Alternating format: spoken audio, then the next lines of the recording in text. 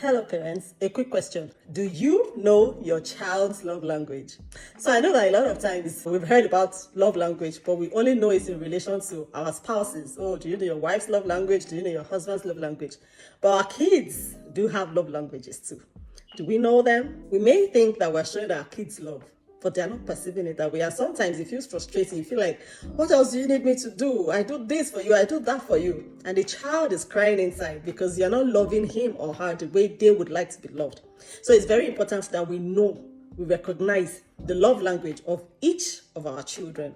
So we can ask them and we can also study them. It's the same general love language. Some kids love physical touch. They just want you to hug them, they want you to peck them, they want you to hold them, hold their hands. When they're walking with you, they are going to hold on to you. When you're lying down, they want to come and cuddle with you. They want you to hug them. When you're passing, they just want you to touch their head or touch their shoulders, you know. So if you have such a child like that, you already know that physical touch is that child's love language, because the truth is some of them are not even be able to express it. But so it's our responsibility as parents to study each child and know, oh, this is this one's love language, so that it helps us to show our child love in the way that they want and in the way that it can make meaning to them. Some kids is just quality time. Every kid likes gifts, but for some children, that gift is their love language. Now, for a child that likes quality time or physical touch, and you're buying them gifts, because it's a child or she's a child, they would accept it, they will appreciate it.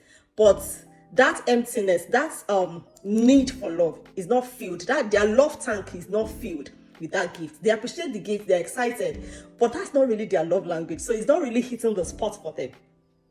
And for a kid that loves gifts, that gift is their love language, if you're just spending time with them, you're being around them, yeah, but it really doesn't mean much, because what they want from you is mostly gifts. So let's study our children and let's know which is their love language. So there's gifts, there's physical touch, there's acts of service. Some kids, a kid that loves acts of service, you will see that that child is also willing most times to help you do things. They want to do things around the house. They are always willing to help. Such a kid most likely would love you to also do things for them. Maybe their homework, just help them do stuff, and they'll feel so loved.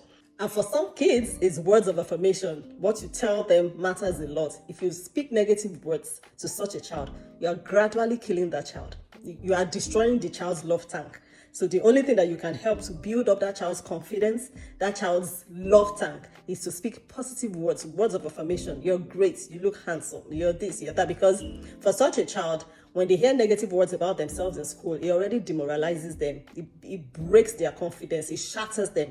I mean, that happens to most children, but there are some kids that those words affect them much more, and they carry it on for the rest of their lives. So imagine parents when they hear that in school, when they hear those negative words in school, they come home and the parents too are just adding to it. You are gradually destroying their child's confidence, So for such a child, they need to hear positive words over and over and over again. So your child's love language could be gifts, could be acts of service, could be quality time, could be physical touch, and so on and so forth. So study your children today and know which one is their love language. I have twins and I know their love languages are different. So each child has a unique love language. You can ask, and you can also study the child so that you can show love to your child in the way that it will mean a lot to them, in the way that it will actually fill their love tank, in the way that they would actually feel really loved. May God help us.